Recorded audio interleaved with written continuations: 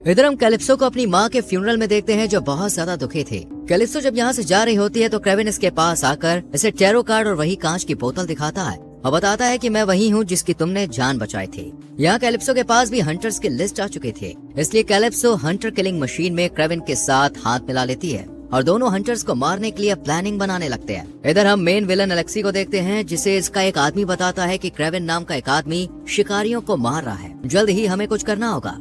ये सुनकर एलेक्सी ज्यादा परेशान नहीं होता और यहाँ से अपनी दुश्मन गैंग से मिलने जाता है और गैंग के आदमियों से कहता है कि तुम्हारा लीडर तो क्रेविन के हाथों मारा गया, इसलिए मैं तुम्हारे बिजनेस को टेक ओवर करना चाहता हूँ। इस बात के लिए कुछ लोग राजी हो जाते हैं, लेकिन जो लोग मना करते हैं उन्हें मारने के लिए एलेक्सी अपने असली रूप में आ जाता है। दरअसल एलेक्सी की बॉडी में कुछ ऐसी बायो मैकेनिकल ट्यूब्स लगी थी जिससे ये अपने इंसानी रूप में रहता था, लेकिन इन ट्यूब्स को निकालते ही ये गेंडे का रूप ले लेता है। राइनो का रूप देखकर ही बाकी के लोग इसे अपना बॉस मान लेते हैं। आज दिमित्री का बर्थडे था जिसके लिए एक पार्टी भी रखी गई थी, लेकिन तभी यहाँ कुछ गुंडे अटैक कर देते हैं और दिमित्री खुद को बचाने के लिए टेबल के नीचे छुप जाता है, जबकि निकोलाई इनका डट के सामना करता है और दिमित्री की कायरता के लिए इसे खूब डांट भी लगाता है। वहीं दूसरी तरफ हम रूस की जेल को देखते हैं जहां एक खतरनाक हंटर घुस आया था। यह हिप्नोटाइज कर एक अफसर को मार देता है और फिर क्रेविन को मारने के लिए निकल पड़ता है। इधर क्रेविन दिमित्री को बर्थडे विश करने के लिए घर पर आता है और दोनों भाई जब डिनर कर रहे होते हैं तो निकोलाई आकर क्रेविन से बिजनेस को संभालने के लिए कहता है, लेकिन क्रेविन मना कर देता है और तीनों पार्टी एंजॉय करते हैं।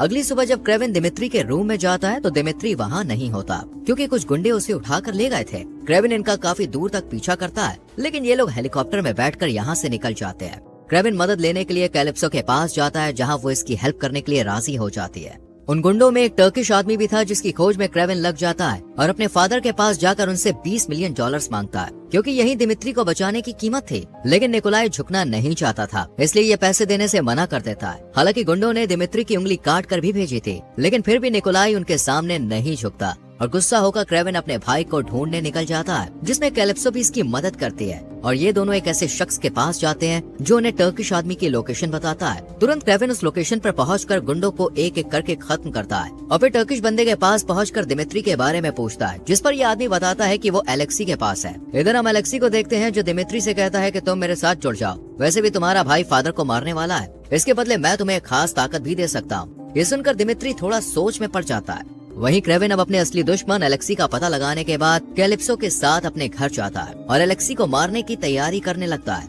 यहाँ पर हम देखते हैं कि क्रेविन ने काफी खास हथियार बना रखे थे। इधर एलेक्सी के आदमी क्रेविन को मारने आ जाते हैं क्योंकि दिमित्री ने एलेक्सी को लोकेशन बता दी थी। जानवर भी क्रेविन को बचाने में